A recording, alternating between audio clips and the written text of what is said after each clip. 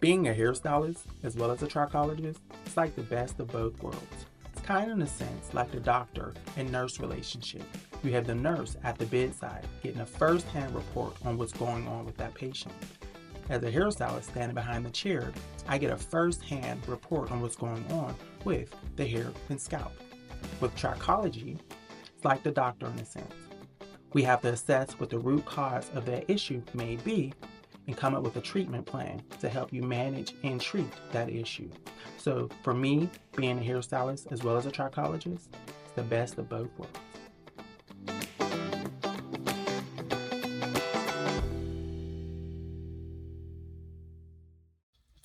Number 17. Are there any products or styling techniques that I should avoid? Well, yes. I say yes, any that does not agree with you. That's bottom line. Yeah, if you notice an adverse reaction or effect, stop doing that. Okay, discontinue use, right? But what is your hair type?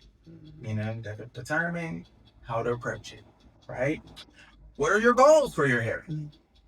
You know, the goals will help determine how we approach it. Do you have any scalp disorders or conditions, right?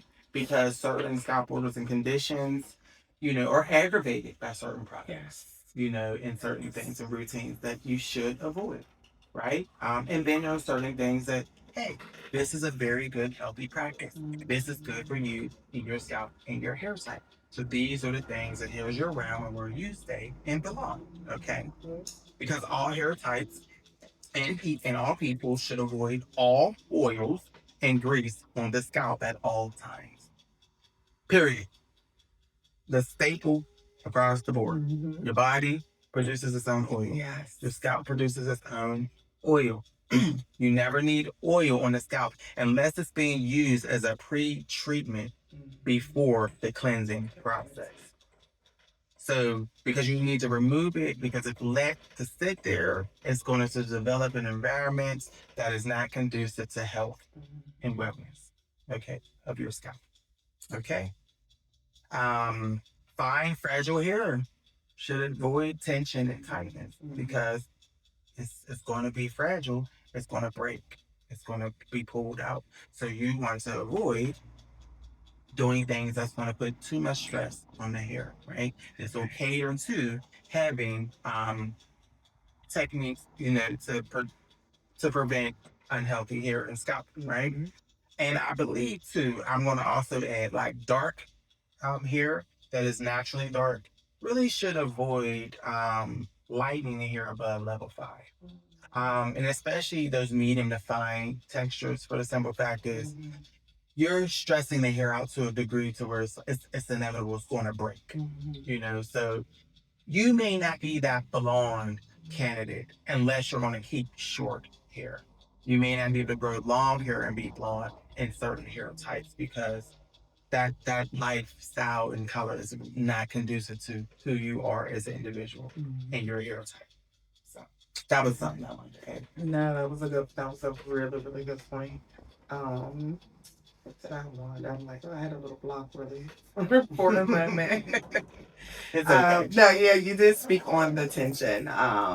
You know, what I did want to say with the tension is, and a lot of times with the protective styles or braiding styles, we overly or we excessively wear them continuously. So definitely taking the much needed break in between those. You know, we have the braid queens who just love braids. Yes, they look good on you.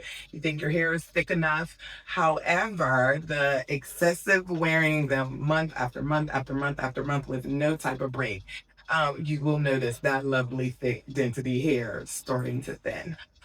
So that is just a number one thing that I push over and over and over. Try to start giving yourself those breaks in between those braid styles. And if you have the hair, definitely give it the break throughout the like fall and the winter time and things like that, strengthening it up really good for when that heat does come. If you're in Pittsburgh, And to piggyback somewhere on that, way right?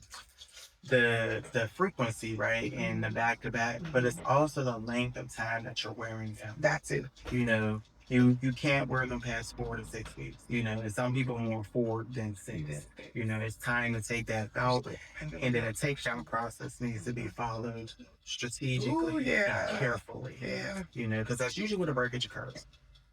When you're taking it out. And when you're taking it out and it's a week before you go and do something else to it, but you've been laying on all of the product, and now you've made it so much harder for your comb out, and especially if you have lack of knowledge of how to detangle and comb out, well, the list can go on and on. So, you know, we're full of experiences, so which is giving us knowledge, and understanding.